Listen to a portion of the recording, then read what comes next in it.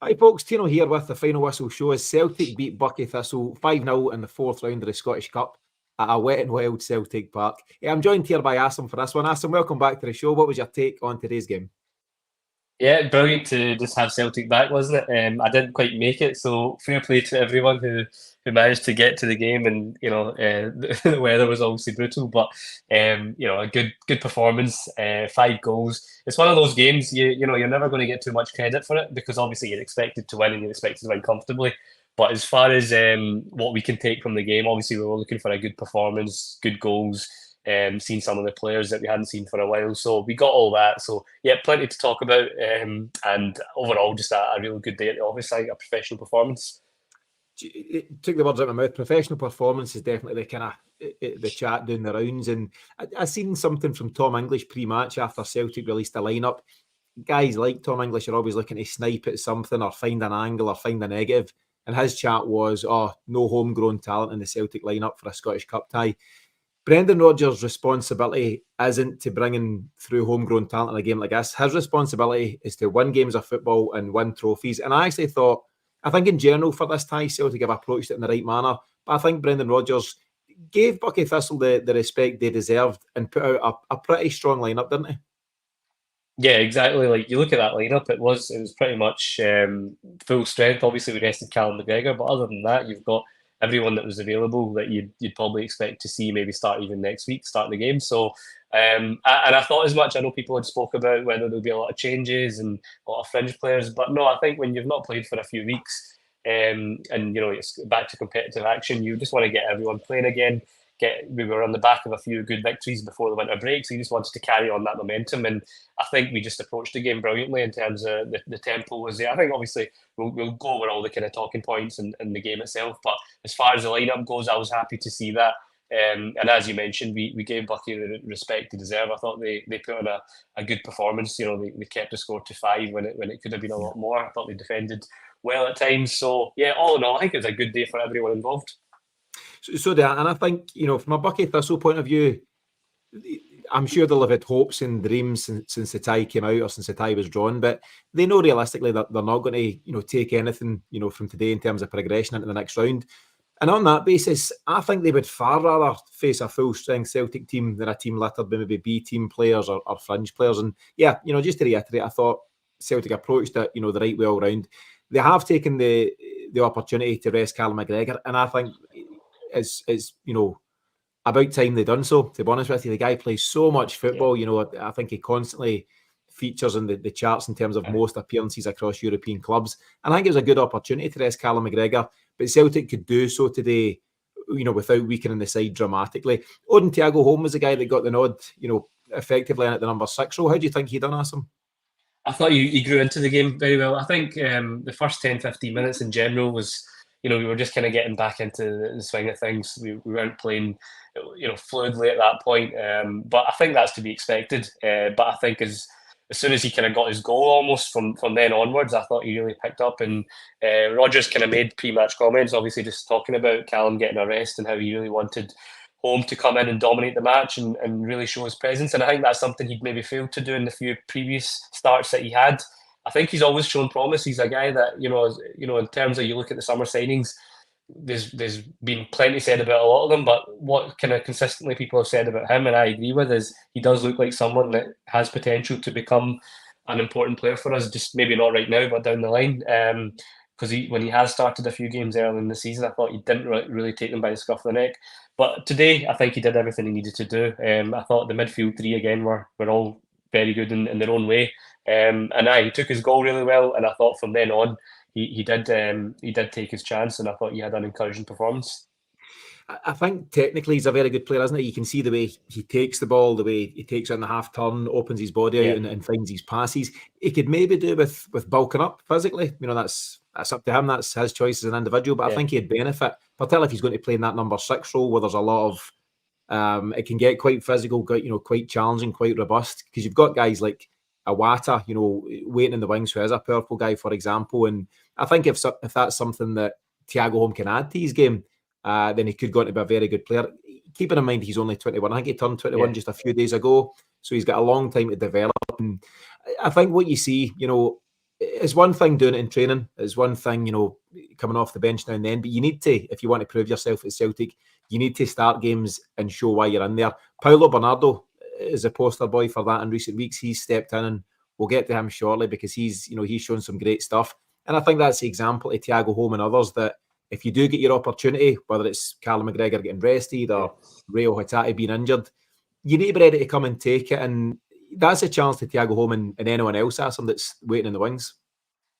Yeah, that's the thing, and we've touched on it before. We've now got a few positions where everyone seems to be up in their game a wee bit, whether that's centre back. We've now got competition for places between, Nawrocki coming back in. You've got CCV that will be coming back in, so it'll be interesting to see what we go with there. And likewise in midfield, you've got obviously Rio Tati who's away, but Bernardo's really stepped up to the fore in recent weeks. And then Holmes came in and did well today, and that's what you want. Whereas there was parts earlier in the season where everyone was coming in one by one each week and nobody really made that position their own, whether it was Iwata, Turnbull, Holm, Bernardo even back then. So it's good to see that now it's competition for places, but it's in the good way rather than people not taking their chance. It's the opposite. It's given the manager a selection headache to make in future games. I think obviously we'll caveat it, in terms of the opposition, but all you can do when you come in these games is make sure that you're getting talked about in a good way after the game. And I think that's what a lot of the guys did today.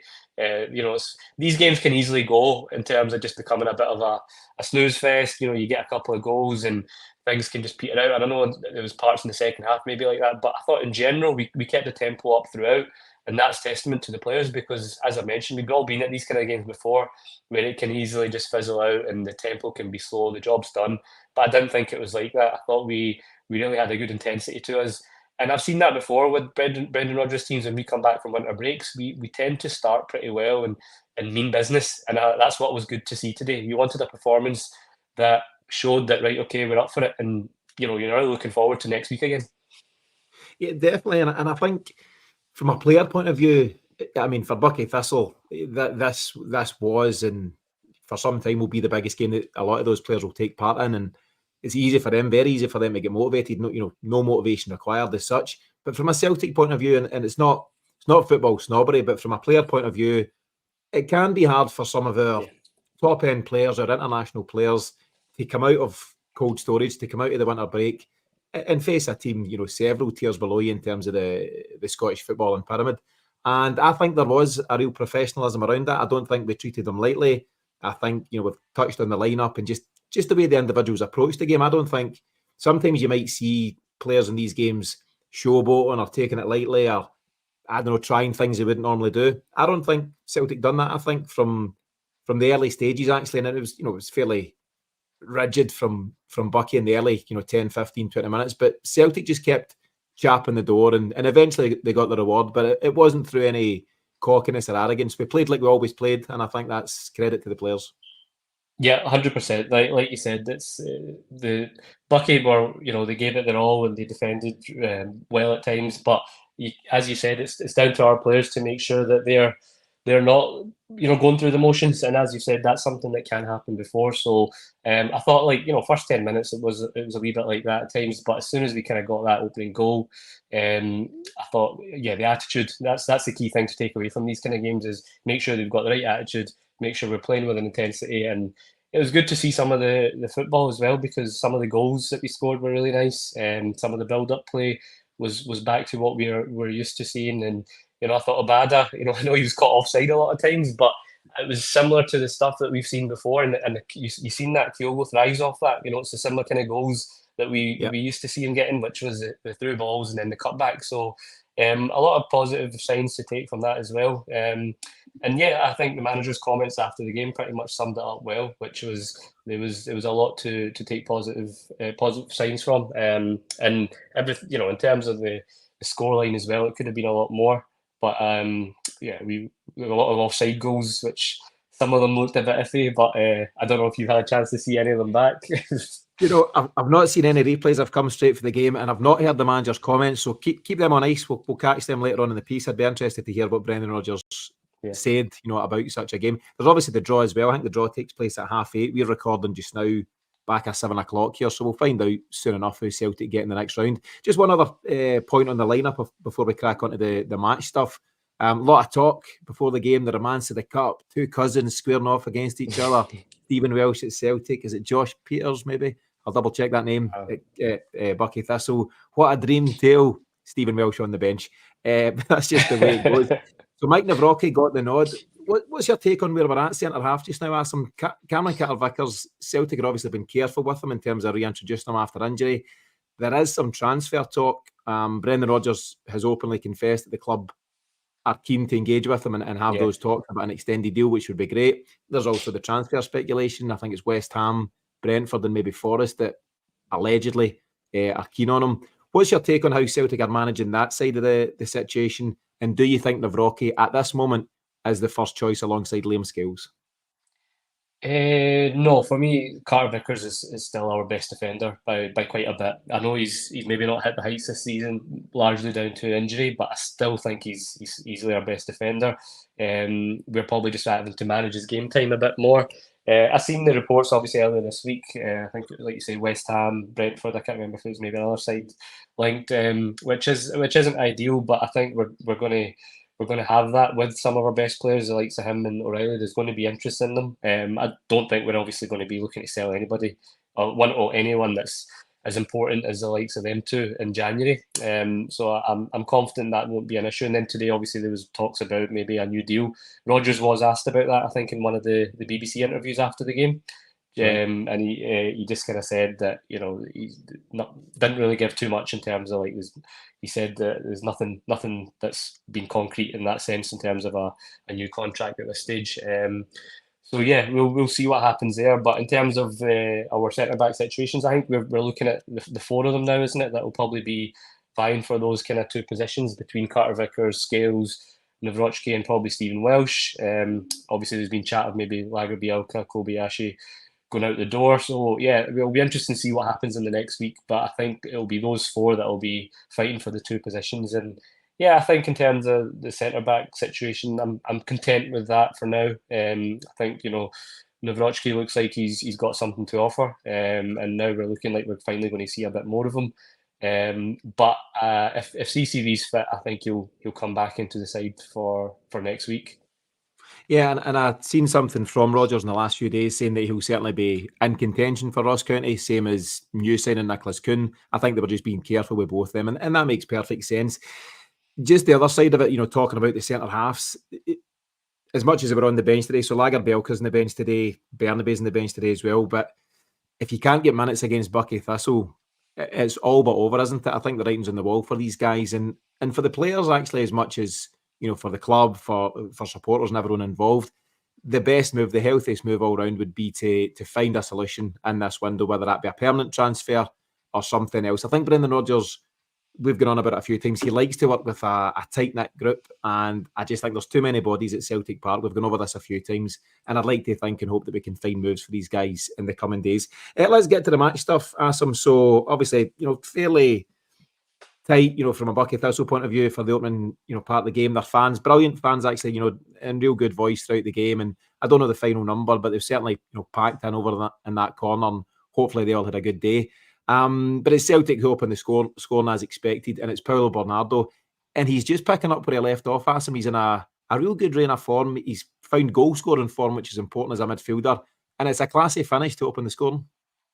Yeah, I'm really excited about him for the second half of the season. I think obviously we only seen glimpses of him in the early stages of the season when it was really Champions League games, and he would play a more really defensive role. And we all seen he had defensive capabilities. He was good in transition. He was good at basically putting in the hard yards, but didn't really offer much in a creative sense.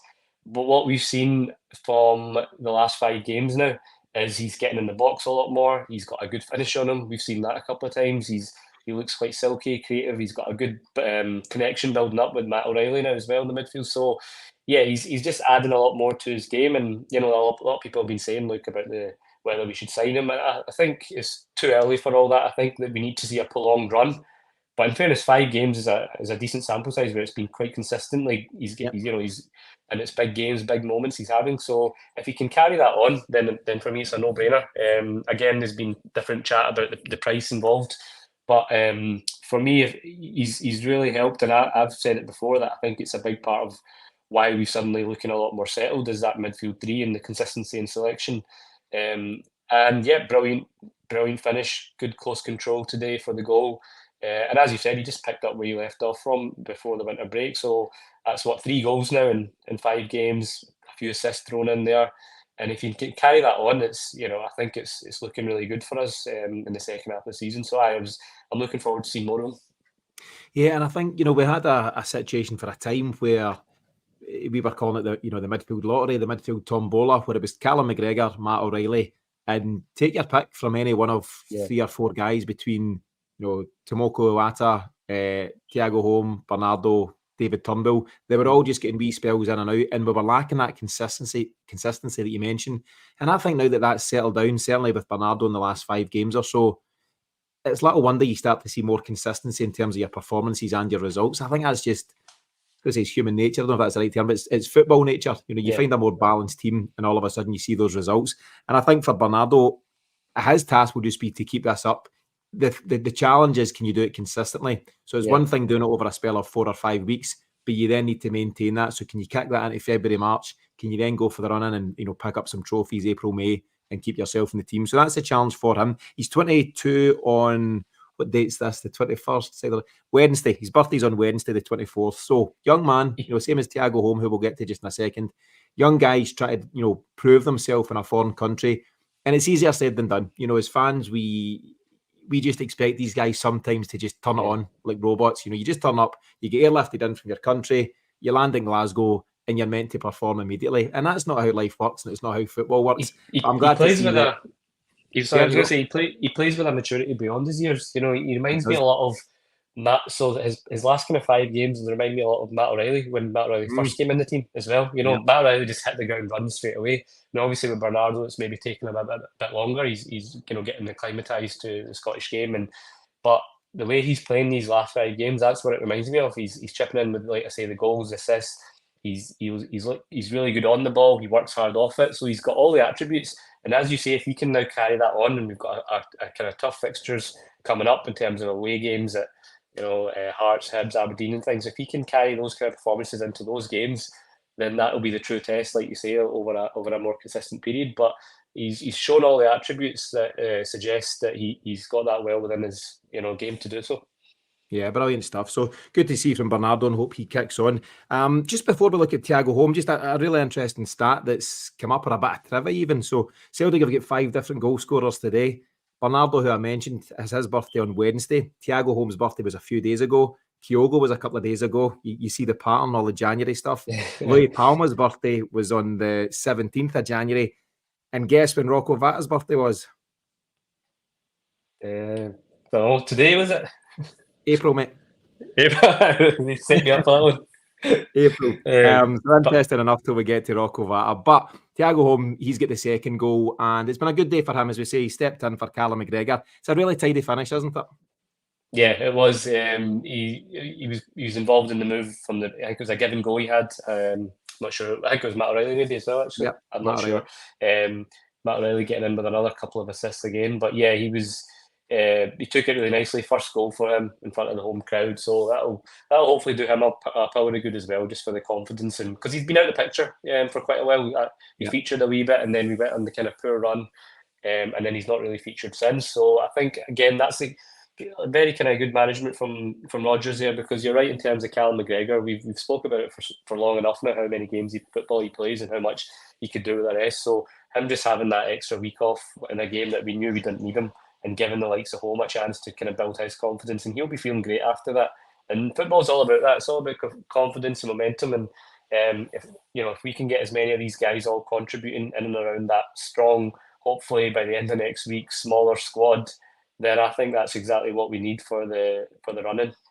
Yeah, I think so. Just from Thiago Holm's point of view, he's actually not featured or certainly not had any competitive minutes in the last 10 games for Celtic. He's either been on the bench but not used, or not in the squad altogether. The last time he played at all was off the bench against Motherwell back in the 25th of November. So from his point of view, he'll be looking to kickstart things at Celtic, because as much as the team was unsettled in the early phase of the campaign, he came in at different points and looked quite lively.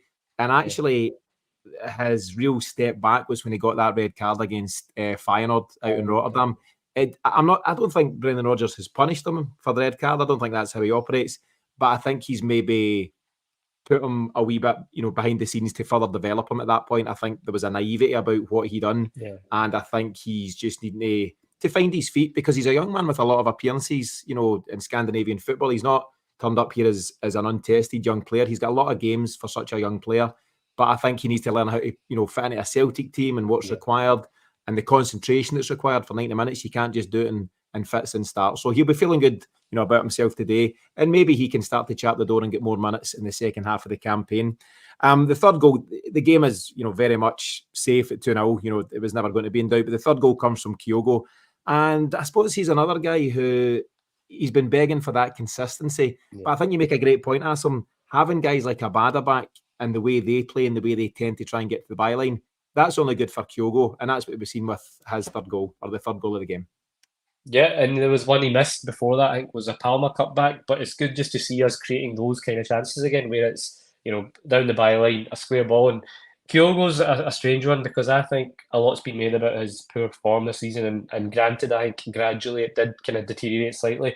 But I've said it before and I'll say it again, a lot of it I just felt it was due to our really poor service from the wide areas.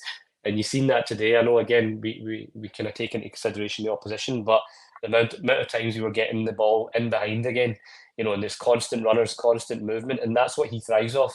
So he missed one a wee bit earlier in the game, but I thought the goal, the two passes, the one from, again, I think it was O'Reilly through to Abada, and then Abada's weighted pass for Kyogo was perfect. So that was a really nice goal as well. The one that was offside, I think, again, similar move. I've kind of lost track because there's about 3 or 4 offsides. That first one, if we can just talk about that first offside, I don't know why it took so long. I don't know if there was confusion in the stadium as well, but it was pretty blatantly offside. But don't know. We'll need to have an inquest and get the audios released of what went on there, because it was the right decision ultimately. But we still want to know how they got to that decision. Release the audio. Release the audio, indeed. But it was good to see, like I say, Kyogo just kind of getting back into those kind of goal scoring positions. Good for him to get a goal again. And yeah, Abada, he was caught offside a lot, but I think just having that kind of player getting in behind the back line, and he's always good for an assist. So that was really good to see. Yeah, we've been talking about Kyogo at the moment being Celtic's only recognised number 9, and out the blue we've got Rocco Vata, and we'll get to his contribution as well. But realistically, the only senior number 9, the senior striker at the club, is Kyogo. And if worst thing happened and he picked up a knock today or against Ross County, you're behind the curve there, because we know that O is the only backup, and there's still question marks over O, and he's of course at the Asian Cup at this moment in time. And if Kyogo does get injured anytime soon, and I'm not trying to tempt fate, but you would have to resort to putting maybe a Bada through the middle, maybe Lewis Palma, maybe Nicholas Kuhn. I don't know, but either way, you're playing. You'd have to play a player who's not a recognised striker. That's not a great position for Celtic Football Club to be in. Not to be grandiose about it. Different clubs face different challenges, but you must have a backup for your main striker. And to not have anything at this moment in time, again, it's further signs of poor squad management, Arsenal. No, 100%. That's a worry of mine, because anytime Kyogo goes down, you do start to suddenly, you have a gasp and you're wondering, because even if O was here, I would still be worried if Kyogo was out for a spell, and that's telling in itself, because it's an issue we've had now for over a year, that we don't seem to be able to rely on him consistently. I think he's still a decent player, and he's still got development to do, but he's not someone that, say for example, Kyogo was to get injured and miss maybe 3-4 games, and then within those 4 games you've got trips to Pittodrie or Tynecastle, Easter Road. But like you said, I don't want to be relying then on having to play Abada through the middle or suddenly playing players out of position, because it's far too important a season. It's far too important a run-in.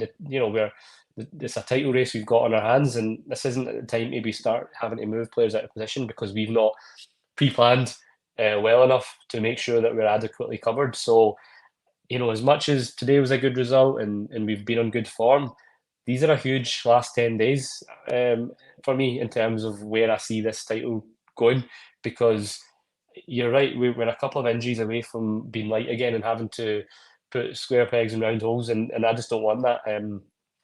We'll speak about Rocco Vata, and maybe that's maybe that's something, because that's suddenly had a kind of U-turn, it seems, in the last 24 hours as to Fringe. that. It just came out of nowhere. And again, is that just because we're now looking unlikely to be able to get another striker in, and it's desperation? I don't know the ins and outs of it, so I don't want to speculate too much on that. But if it is, again, that for me is complacency, and again, it's not forward planning, because we need to have a proper striker that's ready to come in. Whether we've obviously got maybe 3 or 4 games without O, but even when O's back, I've still wanted a third striker. Definitely, and we know how Celtic play now. They play with one striker, and have done for some time. Going back to Ange's time and potentially beyond. But you still need a bit of backup, and actually, you need genuine competition. It's not just in case Kyogo gets injured; it's to push Kyogo. It's to let him know that if he's not having a good spell, or if he's not hit the net for a couple of weeks, then there's somebody waiting in the wings to put pressure on him and to try and get the best out of him. Let's just cover the Rocco Vata situation just well. We've touched on it, Asim. It's a very strange situation. So most of us will know that he was right out the picture. He's been stuck with the B team for most of the campaign so far, and it sounds like, reading between the lines, there's been a, don't know if a disagreement's the right term, but the club and the players seem to have been on different pages. I think there was a deal, or there has been a deal put to Rocco Vata, which he's been reluctant to sign, which has then led to the transfer speculation that we've seen over the last week or so. It's a couple of clubs in Italy that seem to have been for him, isn't it? I can't remember the teams. You might remember them, but Bologna was one of them. Yeah, and they've took obviously Lewis taken a few players. Yeah, Aaron Hickey. So, they would potentially be a good move for Rocco Vata. And if he's not featuring at Celtic, then absolutely he should go for it. But I don't think he's not featured at Celtic due to lack of ability. I think he's a decent player. He features as part of the Irish international setup at the youth levels. I don't know if it's under 20s or 21s he plays for, but he's there or thereabouts. He's clearly got talent. And there's not many youths being spoken about at Celtic, but Rocco Vata has been one. So it's a pleasant surprise that all of a sudden he finds minutes today. I thought his days were numbered. I didn't think we'd see him in a Celtic shirt ever again. He's only had a few competitive appearances under Ange. And I thought that was it done. So for him to come out of nowhere, grab his goal, good striker's goal, being in the area to finish it off. And he showed some general good stuff and flashes. He was showing up well, holding the ball well. His runs were good. He was bending his runs and looking very lively, looking quite powerful, looking physical in the way that Thiago Holm potentially could do it, for example. What do you think? Is he a potential option to make an impact in the second half of the season? Well, what age is he? Just to I'll confirm, find out, yeah. He's not 19 until April. His birthday's in April. So he's 18 at the moment. He's still very young, and I think you're right. You look at him physically, it looks like he's bulked up a bit. He's got the attributes. He looks reasonably pacey. He's got a good height on him. I've liked the look of him whenever I've seen him, even under Ange. It was obviously very fleeting minutes he got towards the end of last season, but for whatever reason, he's just not featured at all this season, which, given how short of options we've been at times, given how we were struggling for quite a wee period, obviously in November, December time, yet still we didn't give him any minutes, or he wasn't even in squads. So it's just a very strange one in terms of why. Now, there's been different speculation that some people are saying he's been reluctant to sign a contract, some people are saying he's not been offered a contract. So without knowing the actual ins and outs, it's hard, but something does seem up in terms of there was, like you say, maybe not a disagreement, but they weren't fully aligned as to what we wanted for his future and maybe what he wanted. Then suddenly we've got this U-turn kind of yesterday with the report coming out that maybe we're looking to come up with a deal. And for someone who's as young as that, I think there is potential there. And again, at the moment, while we're short of attacking options, this could be a great time for him to get some game time and come on for Kyogo and really contribute. So I mentioned obviously the manager's comments afterwards, but he was asked about him today, and he said it's funny with Rodgers because, like we've spoken about before, everything he says is with a message, or he's very careful with his words. But again, he gave him praise, but it was almost with he caveated it by saying he's got a lot of work to do. He said that specifically. He's still got a lot of work to do. So I wonder if that's just, again, if there's something behind the scenes maybe where Vata feels he should be getting more game time and Rodgers kind of just trying to manage his expectations and maybe feels he's not fully there yet, or maybe it was a physicality thing where he didn't feel he was fully ready to, and he's gone away and worked on that. It could be a number of things. But I would like to keep a hold of him. See, when you've got talent like that, and again, like if you say he's 17 or 18, did you say 17 or 18? He's 18 just now. He's 18, yeah. So like at that age, you don't want our best talents to be going away. We've seen that before with Ben Doak and the boy that went to Bayern Munich, and you want to be keeping these guys because if Bologna think he's good enough to take over to play in Serie A, he's obviously a talent. So you'd rather be keeping hold of him. And again, because of the lack of attacking options right now, you'd imagine that you'll be the first forward coming on next week potentially if he's still here. Mhm. So this could be a chance where something could be ironed out, and I'd like to see that because I do think there's potential there in him. Yeah, I think there's clearly talent, and it's going to be really interesting to see. I think all of a sudden now there's fresh hope that he stays in this window, because you're spot on. You want to see your homegrown talents come through. It's something that has always excited Celtic fans, and we've not had enough of it in recent years. And the poster boys for the academy are guys like Callum McGregor, Kieran Tierney, James Forrest. But over a 20-odd year period, and there's one or two others that I've not mentioned, but it's not enough over that 20 years. So whether it's Rocco Vata or somebody else coming through, I think we'd all like to see it. I've just got pictures of Rudy Vata up at Lennoxtown getting Rodgers with the scruff of the neck, asking why we're not playing his boy. But hopefully everyone can settle things down. I've moved on from the first half, but I should have picked up on an important moment in the game at 2-0 up. And credit where it's due, a couple of folk have mentioned Joe Hart making a big save. So Celtic are 2-0 down. Forgive me, I don't know the striker that went through on goal, but I was talking to someone after the game, and that boy will be playing that moment back in his head, potentially for the rest of his life, the chance to score against Celtic. But Joe Hart, yeah, and as the comment says, Joe Hart yet again showing up. Those who said he'd lost it. Repeatedly in games, the big man comes up with the answers. And I think someone else mentioned further up that, Buckie should have made it 2-1. Good concentration from Freezing Joe. And it's a valid point because, listen, it's not a nice day out there. The wind and rain is swirling around Celtic Park. Joe Hart's out there with the short sleeves on for some reason, going all Bruni/KT. Don't know what he was thinking. But he's done well. He's had to concentrate. He's had to, stay focused and switched on. There's always a chance that any team, Buckie Thistle or otherwise, will get an opportunity. They did. But Joe Hart stepped up, and you've got to give him credit, Asim. I think Celtic will definitely be looking to replace him in the summer. But credit where it's due, he steps up when he's required. Yeah, he's pulled off a few good saves. I'm thinking back to the St Johnston game, and is it Paddy of the channel it's not his number one fan at the moment? I think he wishes him all the best in his future endeavours.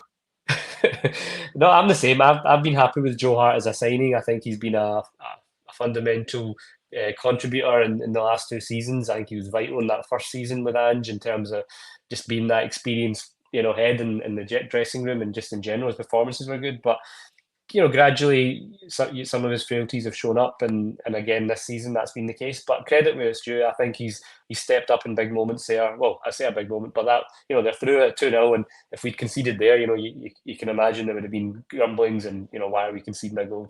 But I thought that was a good save. 1-on-1, he was through and made himself big. So yeah, credit where it's due, especially in, like you say, these tough conditions where in a game where he's got nothing to do pretty much other than that. So that's where the true test is. Can he keep the concentration? Can he make sure that when he's called upon he's there? And he sure was. So yeah, I think everyone's kind of came to the realization that we're not going to be signing a goalkeeper probably in the January window, and it's something that we'll address in the summer. And I'm comfortable with that for now, to be honest. I think it would do us more harm than good. Probably try to change the goalkeeping situation at this stage.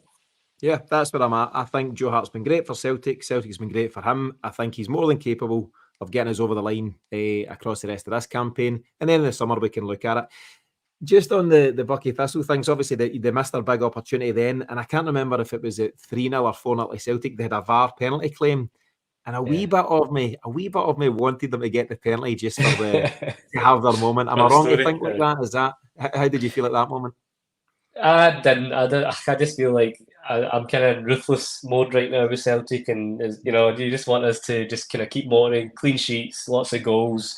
The fairy tale of the cup, and for Buckie to get I actually thought they would have given it for that very reason. It was never a penalty. It was very soft. It was kind of, they were both having a wee tug at each other. So I don't think it was anything in it. It was the right decision not to. But yeah, obviously for the fairy tale aspect, but I'm kind of in that camp right now. I just want us to kind of keep motoring and just really be ruthless. And I think the manager and the players seem like they're in that same mood. So yeah, I was happy to keep that clean sheet. You're a harsh man, ass. So maybe I'm getting softer as I get older, but that's the way it goes. So, no penalty, and they never got their moment. Back to the action. So obviously Celtic make it 4-0 pretty early in the second half. It's Louis Palma. It's a tidy finish again, and he's a guy that's come in for a bit of stick. I like him. I really like him, actually. I think his numbers stack up well. He's in the Abada world where sometimes the on the ball stuff's a bit cheap. He gave it away. I thought a couple of times he tried to take on the fullback in the first half.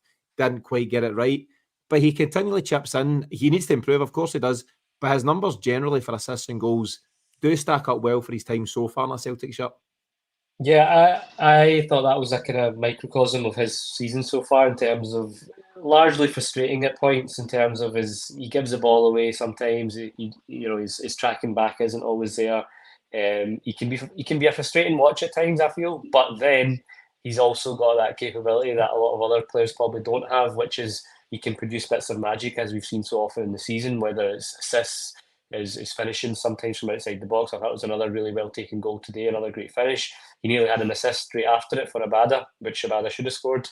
When he just put it past the post. So again, it would have been another addition to his numbers in terms of assists. But yeah, I think for a guy who's came into the country, he's still relatively young as well. I think he's just turned 23 or 24, one of the two. But his numbers are great. He's contributed some big moments, scored in the Champions League, some lovely finishes, some lovely assists. So I think in terms of the first 6 months, it's definitely a pass mark. It's probably our best signing from the summer. And he's like you said, he's still got improvements to go, and you just hope again, working under someone like Rodgers, he'll iron those things out where it's just a bit wasteful sometimes, a bit careless. You just want and I know that comes with wingers. I've said it before. I wonder if he's better suited as a 10, but just because of his kind of sometimes lack of pace, but he's got the technical ability. So when you're playing more central, I feel like he can get away with that, and he's more creative. But it's good just to have him again getting back in the goals and assists, and hopefully he can kick on from that again. But yeah, it was a really well taken goal, and you just want him to keep, like you say, working on his game and improving the kind of things that we've spoke about, which is just maybe sometimes being a bit careless on the ball and giving it away too easily. Yeah, and I do think he's in a good place to develop under Brendan Rodgers, and I actually wonder, like a few other guys, I think of Yang as well, and one or two others, potentially Louis Palma, the plan wasn't to give him as much game time as he's had so far. Celtic getting into the summer would have expected Leal Abada and Dice Maeda to be your starting wingers, with other guys maybe featuring off the bench. And probably Jota, we didn't probably expect him to leave. Correct. So, Yep. So all of a sudden he's been pitched in, and he showed up particularly well on some occasions and not so well on other occasions. And I think that's just part of player development. And I do think now that Nicholas Kuhn has also come in to add to the competition in the wide areas, I think that'll create a situation where Palma, he'll start some, he won't start others, but that in itself should push him on to kickstart his own development and to improve on what he brings to the table. So I think he's in a decent place. I agree. I mean, James, I think, gets quite frustrated with him. I think Paddy might be similar. I've got a wee bit more patience for him, as a player. Maybe it's a softness creeping into me, because Mikey Johnston goes in that bracket. But I do think he's a talent, but I think he's got, like most players at Celtic don't generally have the finished article. It's just where we're at. If they were, they're not going to be. Yeah, if they were, they wouldn't be here. Or they'd be quickly snapped up. It's not to dismiss the talents we've got. There's guys that are performing at a very good level, but were they to move into a higher bracket again, they'd be moving on from Celtic, and that's just the way it goes. So I think Palma has development to go, absolutely. But I like him. I think he's got talent. I've touched on him, and what would a Celtic Exchange episode be without a mention of Mikey Johnston? I think his days are numbered. I've got to be honest about it. I can't repeat anymore how much a fan I've generally been of him, but I just think that he's failed to take this pretty decent opportunity he's had over the last 6 weeks. There's been injuries and Asian Cups and different things going on which have presented opportunities for Mikey. He's done okay at times. He got the couple of goals against Dundee. He's got the assist for Rocco Vata today. But by and large, you'd have to say that he's not quite taken the opportunity. And in the background, Dice Maeda has come back to fitness. Leal Abada is back to fitness. And Nicholas Kuhn has now signed for the club. Mm-hmm. Do you think it's all over for Mikey Assam? And despite the assist today, is it too little, too late? I hope so, and I think so. Again, I know, nothing against him, but as you said, it's rare for Mikey to have a run of 5 or 6 games, which he had during that phase and throughout November and December, he didn't take it. He didn't take that chance when we really needed someone to come in and take games by the scruff of the neck and really kind of get us out of that poor rut that we were in.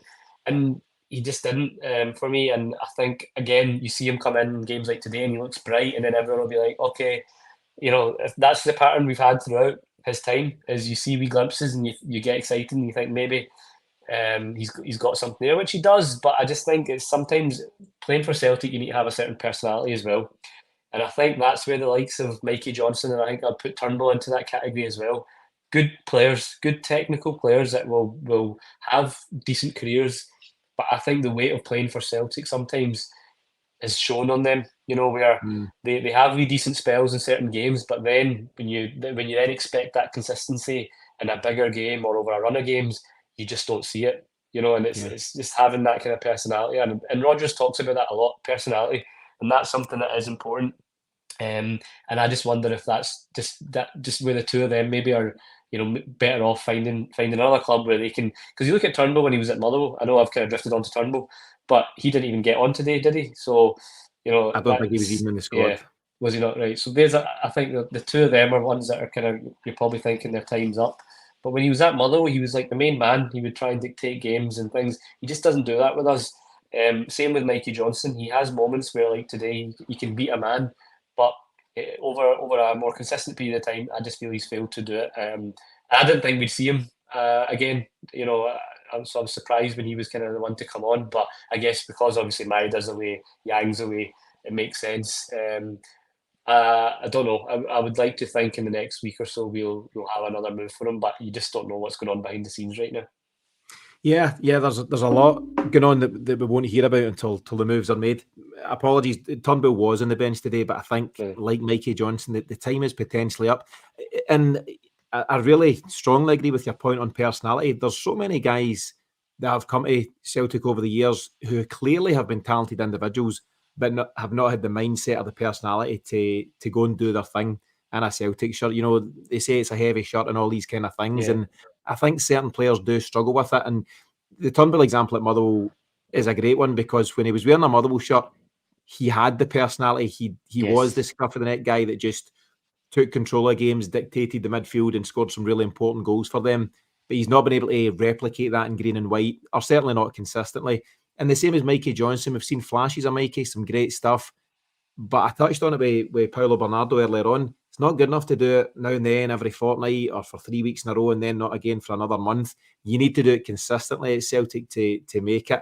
And I think that's where these guys fall down. They don't fall down because they don't have the talent. They fall down because they've not been able to apply it on a regular basis. And I think that's unfortunately what might lead to them moving on. David Turnbull's obviously in a situation now where he can sign a pre-contract. His contract expires now in the summer, so he's months away. And I think Mikey's got a year in the summer on his deal. So I think those two, amongst several others that we don't have time to cover today, might well find themselves with new clubs kind of soon. The other subs, we've touched on Rocco Vata, some really positive stuff there. Touched on Mikey. The other subs that came on in the day, Tony Ralston and Stephen Welsh. We know what we get with them, generally speaking, and we'll probably see a wee bit more of Stephen Welsh as Rodgers plays about with his centre-halves moving forward. But Daniel Kelly came on today as well. Not a lot to show, but I do like the fact that, to counteract Tom English's point that I made earlier on, no homegrown talent starting for Celtic, but it is important to introduce homegrown talent in a game like today when you've got the opportunity to do so at 3-0 up and 4-0 up. So in addition to Rocco Vata, it's encouraging for all concerned. It's encouraging for supporters, but it's also encouraging for young footballers at Celtic to see lads like Daniel Kelly and Rocco Vata get the opportunity. Yeah, he's not a name I had heard much about, so it was his debut today, wasn't it, as well? So I think so. 18 years of age. Yeah. So you're right. It's good to show youngsters that there's a pathway there to the first team, and like you say, the likes of Vata is one that people have been screaming out for quite a while. So I'm hoping that something can be done there with him in terms of getting him more minutes, and even just in general, if ever there's a game to get these youngsters on, it is like today, because it was you knew we were going to win, we were going to win comfortably, and it's just a great experience for these guys to get out there, play in a competitive game in front of the home crowd, gives them a bit of confidence, gives them a bit of hope that there is an avenue on. Because I think you look at a lot of the time, that's what was so frustrating about the summer. We went and bought youngsters from other countries, like the Quad and Lagerbielke and Holm, but then we've not even really given our own youngsters a right good chance to see what they can do. And the fact that a lot of the guys we brought in, even Tillio and things, they've barely had any game time. So you end up wondering, are the guys that we've got, the homegrown youngsters, can they be any less effective than the ones that we've tried and haven't worked? So yeah, I think that was an encouraging thing. And again, Rogers mentioned Kelly afterwards and was really happy for him. So I think all in all, it was a very kind of encouraging day in that sense as well. Like you're giving these guys a chance, and that bodes well for the future. Yeah, I think it's encouraging for all concerned. Just as we're starting to kind of head towards the end of today's episode, anything in general you can tell us about Brendan Rodgers' comments? As I say, I've not picked up on them just yet. So anything generally there, and also your own kind of closing comments on where we now find ourselves with particular regard to the transfer window. We've now got 10 days to go, 10 days and counting. On the park, the next game's Ross County next Saturday, but actually that falls into the background right now. We've got such an important week ahead, haven't we? Yeah, but in terms of Rogers' comments, kind of standard, obviously, just after a kind of routine win, but he seemed in good spirits. He seemed very pleased with the performance and the intensity and the kind of attitude that we showed, and I think that's pretty fair assessment. I don't think anyone will come away from that game today with any complaints. And like I said, you can often have these kind of games where it's best quickly forgotten, which it was an encouraging display. I think we did everything asked of us. And Rogers seemed pleased with that. He obviously mentioned the two youngsters, Vata and Kelly. He spoke about Vata, and just again, like I said, I find his comments quite interesting there because it wasn't, you're just typical full of praise. He kind of caveated it with saying he's got work to do, which again, you can take that two ways. But Rogers has done that quite a few times this year when he's praised players. He always balance it out with things that you may feel that they need to work on. So you wonder maybe it's an attitude thing or something behind the scenes that he's looking to see more of. But that was encouraging, and yeah, it just seems like we're in a good place. We're looking like we're all set for the restart now, and obviously next week can't come quick enough. I'm looking forward to that. I think it's a great fixture as well. Home win against Ross County. I think you couldn't really handpick a better fixture to return to domestic league action. Obviously, hope the fans will be excited to maybe see a bit of Kuhn if he's fit for that one. And yeah, as you mentioned, 10 days. I've stayed patient. I've stayed quite calm and relaxed in terms of the transfer activity. I know a lot of fans are getting a bit frustrated, and as time goes on, I'll admit I'm looking at it as well and thinking, right, we've got a title to win. There's 16 games to go. It's not a lot of games. Go out there and make sure we give ourselves the best chance possible. And I think if we don't address these areas where we're not really covered adequately, and that mainly the left back area, we need cover, or not just cover. We need a sign in there that is going to take us up a level. And similarly, the striking area. You just don't want us to end up having these games where we're struggling to break a team down, and then we're going to have what ifs. What if we had bought that striker? You go back to under Gordon Strachan when we didn't sign Stephen Fletcher, and that forever became that season that everyone talks about. If only we'd signed Stephen Fletcher. I don't want that kind of situation. Let's make sure we get a striker in, get a left back in, give ourselves the best possible chance to win this title, and we all know how important that is. And look, we're in a good place. We're 8 points clear, granted 2 games in hand, but we're in the driving seat. We're the form team, so let's just carry on that feel-good momentum and not get complacent just because we've got players back and they're like new signings, the old cliches. I think it's a big 10 days. Rogers was asked, I think, something about will there be transfer activity or something like that, and he said probably. I didn't hear it. It was just a quote I seen someone sent me, so I don't know whether that was an encouraging probably or the other way around, so we'll see.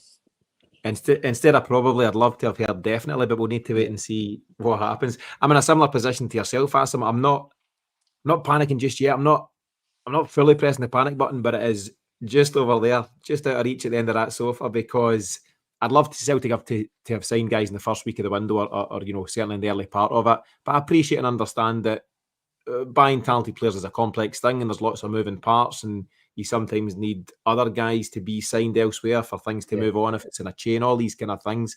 You might have seen the chat there. Liverpool played Bournemouth today, and Owen Beck came on in the last 7 minutes in a game they were winning 3-0. And I think the rule is that rules him out of coming up on loan to Celtic. I don't know if on a permanent basis, though, he could Not be right signed. now. We can't sign him. can't sign him permanently just now. So I was quite frustrated about that, because he's a name I'm quite excited about. There's a lot of chat about him, and from what I've seen him when he played against us, I thought he dealt with Maeda really well. People say he's very similar to Andy Robertson in style of play, and that was one that I was looking at and thinking, that would be a good permanent move if we could get him, or even a loan to buy option. So him coming on when Liverpool are already 3 up with 7 minutes to go was a bit of a slap in the face to that one, because obviously that means he can't move anywhere now. So I don't know if they've got obviously Andy Robertson's injured, but I don't know. They've obviously they see him as an important part of their squad for the remainder of the season, because they're still in 3 competitions as well, so, or maybe 4 even. So, frustrating, but it just means, again, let's get a move on and find an alternative option if he was our number 1 target.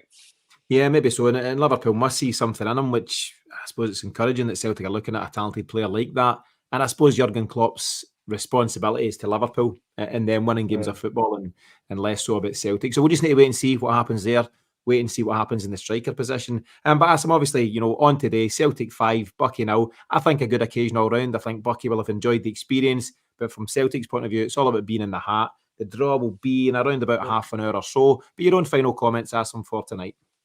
Yep, everything you could have hoped for from today. Obviously, I had a few more. I'd predicted 6-0. I thought I was going to get my prediction, but happy with that. Honestly, a professional, encouraging performance. Good to see the likes of Abada get a start again and looking bright, getting in the assists.